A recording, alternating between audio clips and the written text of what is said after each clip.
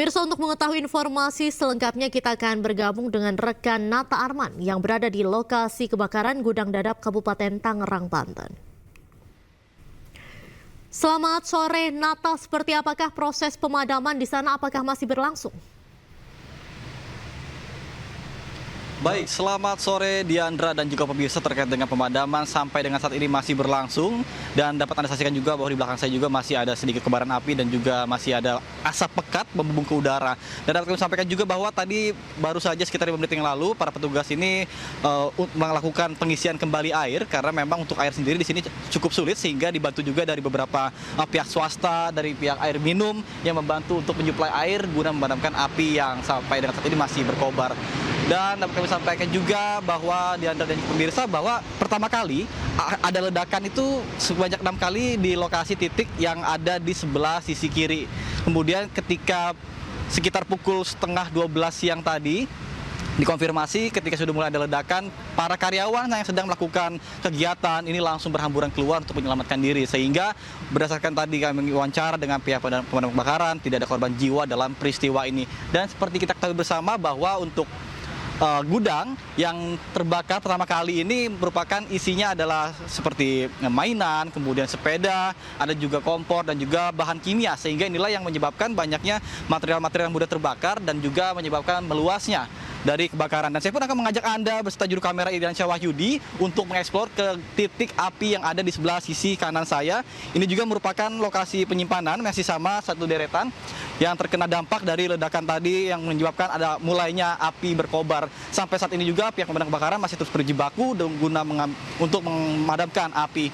Dan namun saat ini sedang dilakukan kembali pengisian air karena sudah hampir 6 jam petugas pemadam kebakaran melakukan pemadaman dan juga melakukan pendinginan untuk menghindari terjadinya hal-hal yang lebih parah. Ditambah lagi dengan cuaca yang saat ini di kawasan ini tuh anginnya kencang sekali, Diandra, mengingat dekat dengan Bandara Soekarno-Hatta. Kemudian ketika tadi kami melakukan perjalanan mulai dari kantor menuju ke lokasi kebakaran di tol Jalan Sudiatmo, ini sudah mulai terlihat adanya asap tebal mengepul ke udara setinggi kurang lebih 200 sampai dengan 300 meter, dan ini juga dikhawatirkan akan mengganggu penerbangan dari maskapai penerbangan yang tentunya melewati jalur-jalur ini. Kemudian saya pun akan mencoba bertanya dengan salah satu komandan pemadam kebakaran yang saat ini ada di depan saya, pemirsa. Saya akan mencoba untuk mendekati. Baik, selamat sore. Pak Agung, apa kabar? Pak, alhamdulillah. Oke, baik Pak. Saya ingin bertanya Pak, terkait dengan awal mula titik api itu sebenarnya di mana Pak?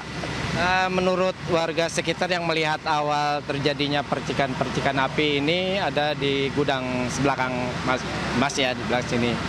Tepatnya sekitar jam 11 kecil, kemudian lama-kelamaan menjadi besar. Oke. Penyebab dugaan pertama titik api itu karena kimia kah atau apa Pak? Pasti penyebabnya karena ada mungkin kemungkinan katanya warga ada korsleting arus pendek mungkin. Oke, baik. Sementara untuk korban jiwa sendiri kira-kira ada atau tidak? Alhamdulillah sampai saat ini tidak ada dilaporan mengenai adanya korban jiwa dalam kebakaran ini. Baik. Kemudian ini kan tadi sempat masih dilakukan pemadaman, namun saat ini kan sedang dihentikan sementara. Ini sedang mengisi air atau seperti apa Pak? Ya, saat ini kita sedang mengisi air sampai istirahat anggota. Sebentar kita akan mulai lagi setelah penuh ini. Untuk kesulitan sendiri Pak, apa sih kira-kira yang menyulitkan untuk pemadaman api di sini? Kesulitan memang karena gudangnya juga luasannya cukup luas, bahan yang terbakar juga cepat terbakar, kemudian cuaca juga angin yang cukup kuat gitu ya, sehingga angin itu kencang, jadi bisa dapat memindahkan api dari satu titik ke titik yang lainnya. Gitu. Oke, baik, terima kasih Pak Agung atas informasi dan waktunya. Selamat bertugas kembali dan salam sehat Bapak. Pemirsa, itulah tadi perbincangan saya dengan komandan kebakaran, yang mana sampai saat ini juga pihak pemadam kebakaran masih terus berjibaku, dan juga ada beberapa titik yang krusial, terutama bangunan-bangunan ini hanya saja berlapiskan dari batako yang begitu tipis, sehingga tadi ketika saya melintasi jalan ini sekitar pukul 16 atau pukul 4 lewat, ada atap bisa Anda saksikan ini runtuh. Karena mungkin panas api yang ada di dalam sehingga tiba-tiba retak dan juga runtuh, sehingga sebenarnya tidak diizinkan juga masyarakat sipil biasa untuk melintasi kawasan ini karena dikhawatirkan adanya lelehan-lelehan dari material-material yang terbakar seperti paralon yang ada di atas, kabel listrik, kemudian juga batako-batako yang tentunya sangat tipis seperti itu.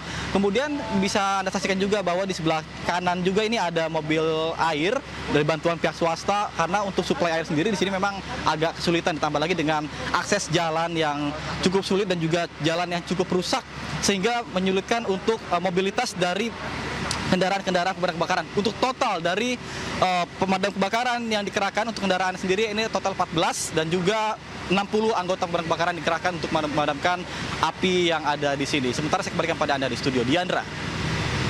Baik, terima kasih Nata Arman langsung dari lokasi kebakaran. Selamat kembali bertugas dan terus berhati-hati.